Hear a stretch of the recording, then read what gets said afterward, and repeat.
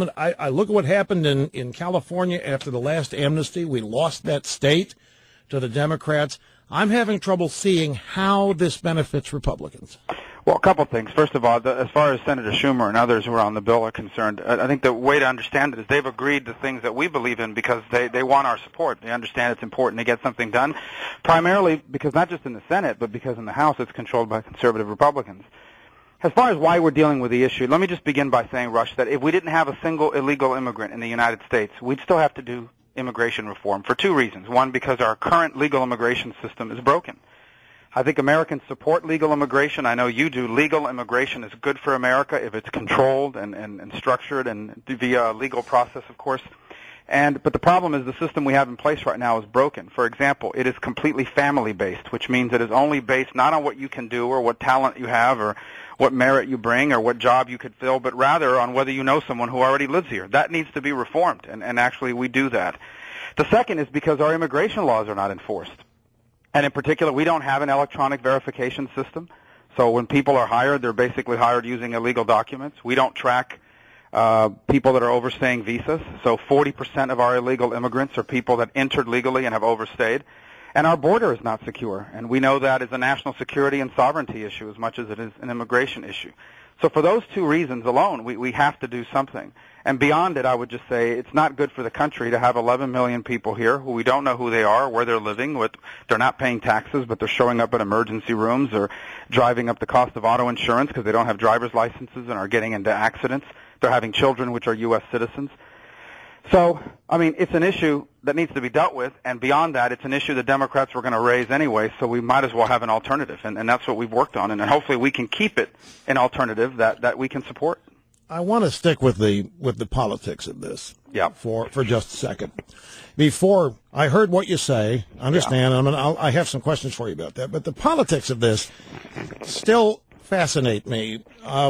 If you look at the 2010 election or 2012 election results, the percentage of the electorate that was Hispanic was 7%, and we got 28% of that vote. The evangelical vote was about 28% of the electorate, and we got 78% of that. The Republican Party seems to be saying we need to focus on the Hispanic vote and get rid of the social issues. The social issues are killing us. But the Hispanic vote's not that big a percentage of the vote in order for the party to be totally turning upside down what it believes in. Well, Rush, you make an interesting point. I would say two things to that. Number one is I agree with you that we should continue to be the pro-life and pro-traditional values party, and I believe that in fact that will help us among Hispanic voters. The second point I would make to you is that I understand that some voices in the Republican Party are saying we need to do immigration reform for political reasons. I am not one of them per se. This is not my motivation. If people think that we pass this and tomorrow we go from 28% to 38% or 48%, that's just not accurate. I do think it will help them. I do think it will help us make our argument for limited government because people will now perhaps be willing to listen to us. Right now, the Democrats just distract them.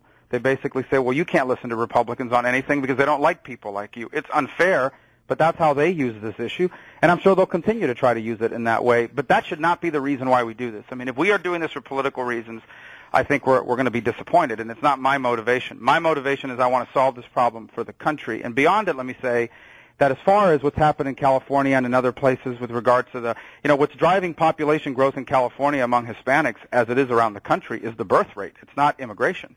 And also to that, I would say that every political movement, conservatism included, depends on the ability to convince people that do not agree with you now to agree with you in the future.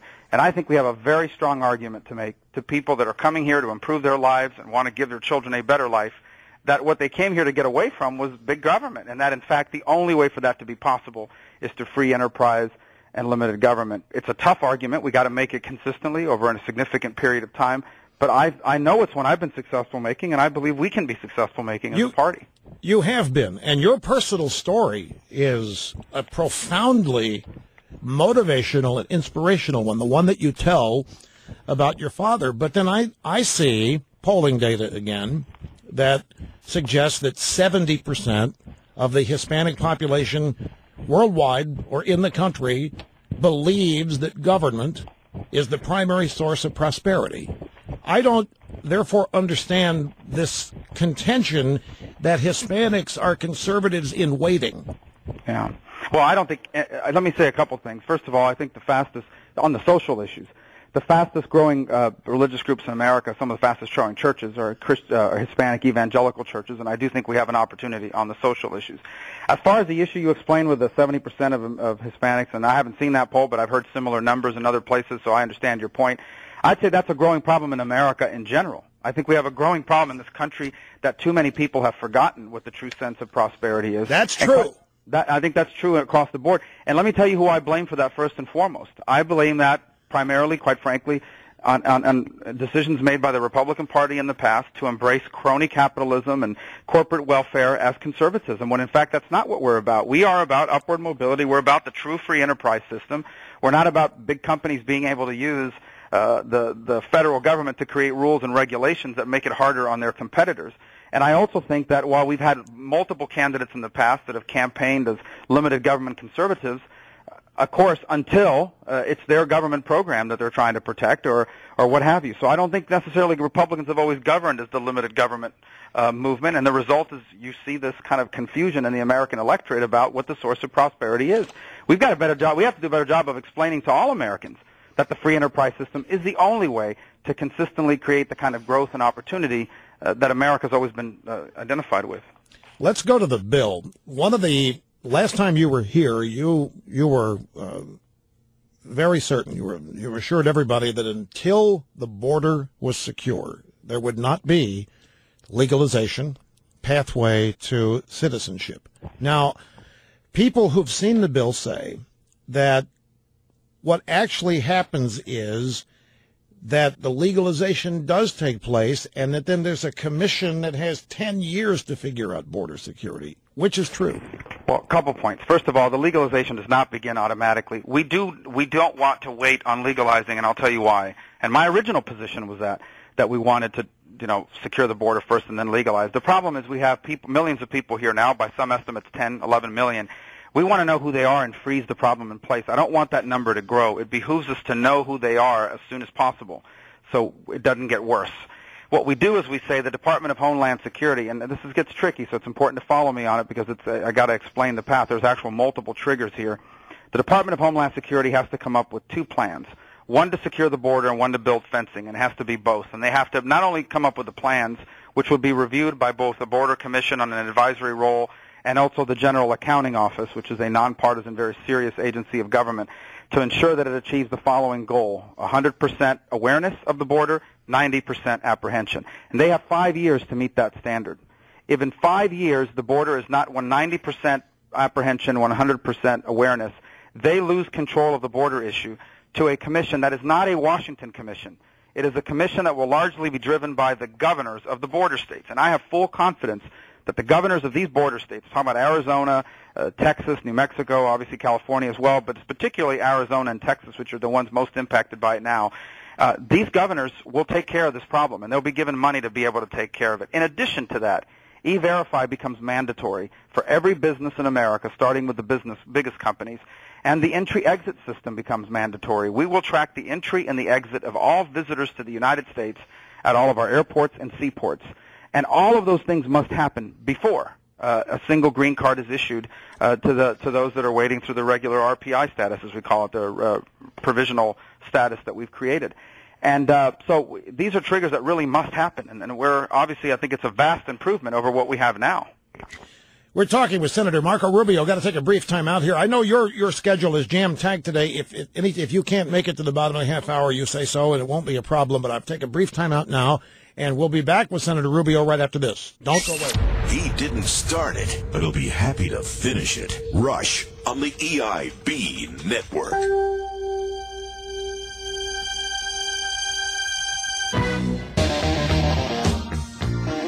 And we're back on the Rush Limbaugh program with Senator Marco Rubio from Florida, and we're talking about the upcoming legislation involving immigration. Senator, I know a lot of Republicans who are, I know that you say that the political aspects of this are not yours, but so many people are scared to death, Senator, that the Republican Party is committing suicide, that we're going to end up legalizing 9 million automatic Democrat voters. And that's why the Democrats are so adamant. Don't understand why the Republicans are so eager to make that happen. We seem to be wanting to reach out to Hispanics. Once we do everything we do to reach out to Hispanics, how can we ever reform welfare? How can we reform anything that we might want to change if it's the product of reaching out to Hispanic, giving them what we think they want in order to get their votes when they're already going to vote Democrat?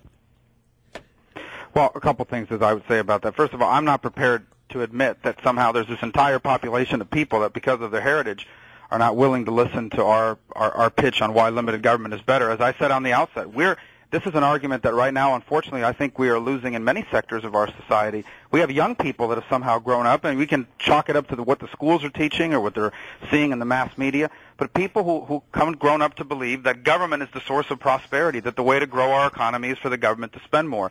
That's always been a challenge, because it's a lot easier to sell people on a government program than it is to sell them on free enterprise and limited government. It's easier to promise that, that's for sure, but I think the evidence is on our side. Once we explain to people the reality of this, I think we can convince anyone. Certainly, I think we convince a lot of people in America. I think the future of conservatism, and in fact, I think the future of America, depends on how effective we are at explaining to as many Americans as possible why the road we are on right now is such an economic disaster. And I just refuse to accept the notion that somehow we're not going to be able to make that argument successfully to Hispanics. I imagine in places like California and New York, where there's a large segment of Hispanics that also happen to live in very liberal communities, it will probably be a heavier lift. But in places like Florida and Texas, Virginia, and other places throughout the country where there's a growing Hispanic population not tied to these traditional centers of liberalism, I think we have a very compelling story to tell. The evidence shows that Hispanics are heavily entrepreneurial. And I know this, the more taxes people pay, the more that they own, the more they have at stake in the economy, the more conservative and more limited government they become. And I've seen that with my own eyes.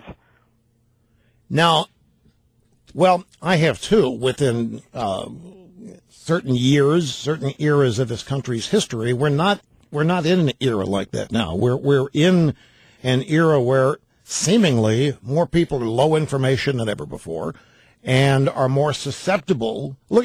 Senator, look at the number of people that are not working. I mean, 90 million people are not working, but they're all eating. They've all got phones. They've all got TV sets and so forth.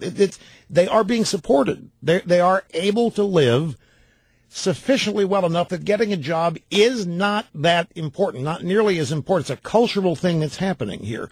And now we're going to throw immigration reform in this mix right now. I understand your objectives, and they're really admirable, and I totally wish you all the luck and all the best with it. We need people like you fighting for these kind of things. There's no question. But you said something earlier at the top of the interview that the immigration system's broken. There are 11 million people, whatever. We don't know who they are, and we've got to fix it. Why? What is it about right now that says, forget everything else I've asked you, forget the political ramifications I've asked you about, why does it need to be fixed right now? Well, first of all, a couple things. If it was up to me, if I controlled the flow of business in the Senate, we would be focused on tax reform and how to get our economy growing again and how to get the debt under control.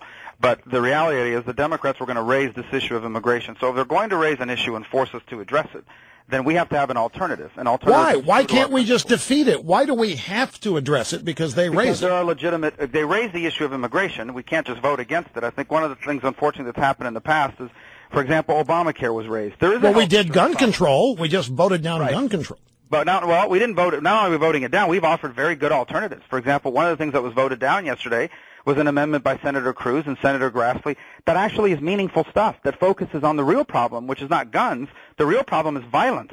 And we have an alternative that actually focuses. Of course, people didn't hear about this because the mainstream media won't report on it. But we actually offer some very good alternatives about increasing prosecutions for criminals that are violating the existing background check laws, how to strengthen our mental health systems, et cetera. And no one's reporting on that stuff. So it's important to have an alternative. And I think, unfortunately, on immigration, if it arises, we need to have an alternative, too, because we do have things that are wrong with the immigration system. So well, what about enforcing current law as an alternative? Well, the problem with the current law, and I think that's accurate. I mean, people have violated the current law. There's going to be a consequence for that. You know, it's a misnomer to believe. Some people believe that if you're illegally in the country now, you can never become a citizen. That's not true. If you're under existing law, if you are illegally here, you can become a citizen. The law says you have to leave the country, and in 10 years you can get a green card. And once you get a green card, you can become a citizen in 3 to 5 years. And all we're saying is, okay, here's the reality. People have screwed up in government. They haven't enforced our laws. So now we have 11 million people here, and they're not going to leave. They've been here too long, most of them over a decade. What do we do with them instead? Instead of telling them to leave, which they're not going to do, what can we do to get them to come forward and identify themselves? And the answer is they have to undergo a background check. They have to pay a fine for what they've done wrong. They have to wait more than 10 years. And they have to start paying taxes. Their legalization is not permanent. It is a renewable legalization. It expires in 6 years. So they have to go back and renew it, where they have to prove that they're gainfully employed, that they're not a public charge. They don't qualify for any federal benefits, including Obamacare, no welfare, no food stamps. Or the alternative is to leave it the way it is now, and the way it is now is terrible. It's just not good for anybody. The only people benefiting from the way it is now are the people that are trafficking them, bringing them across the border, or the people that are hiring labor at the expense of the American worker because they can pay these guys less. You said something key a moment ago, and I want to explore it. And you said that is the Democrats propose it. We can't just ignore it. We have to offer alternatives. Now, you're a freshman in the Senate, so this is not a comment directed at you, but I have been, just as a commentator and an observer, I've been amazed. Democrats propose anything, and we have to accept it. That becomes what becomes the news of the day, the item of the day. We somehow have to be in favor of it, but we're going to make alternatives. Why can't we just oppose something that they propose, such as Obamacare? Why did we have to offer alternatives? I know you weren't there then, but why do we have to offer alternatives to what they are proposing, things that we intrinsically disagree with? Why can't we just say no? Well, a couple things. We have opposed, for example, their infringement upon the Second Amendment. On the other hand, you know, our existing laws, we have people right now that are criminals. They're going in and trying to buy a gun. They fail the existing background check, and nobody prosecutes them. That's a problem. They should enforce that, and then we had an amendment that would force them to do that. We do have people that are mentally ill in this country that shouldn't be able, and everyone agrees with that should be ways to, but also what about violence? No one's talking about violence. All this focus on what they're using to commit the violence, and no one's asking the fundamental question, why have we become a society where these acts of violence are happening so frequently? Of course, the answer is societal breakdown. And you can't legislate that. I mean, there's things you can do to strengthen your society, but you can't force people to be better parents or believe in God or anything like that. Beyond it, I would say on the immigration front, you talk to the business community, you talk to people in our economic system. Look, if I were to say to you today, and I know you're a big sports fan, so if I were to say to you today, you know, that we wouldn't, if someone can throw 99-mile-an-hour fastballs into the strike zone consistently, you know we're going to bring them here. I mean, there's no way in the world we're not going to bring them. If someone is 6'8" and can, you know, dunk basketballs and never misses a 20-foot jump shot, you know we're going to keep them. But we're not doing that for science and technology. We're asking some of the but that's a whole different thing than what we're talking about with the illegal immigrants. 30 seconds, by the way. I want to give it to you to wrap up. Well, that has to do with the immigration reform in terms of modernizing the system. Look, here's the bottom line. We're not going to deport 11 million people. The status quo is amnesty, and that's why we've come up with a process where these folks have to come forward, undergo a background check, pay a fine, start paying taxes, not qualify for federal benefits, and wait 11 years. And then the only thing they get is the chance to apply for a green card. They still have to qualify for it. I know it's not perfect, but it's a lot better than what we have right now. Senator Marco Rubio of Florida, really, as always, appreciate your time. No, Rush, thanks for having me. Thank you for your straightforwardness. You bet. I appreciate your straightforwardness. He's a straight shooter, and we'll be back right after this.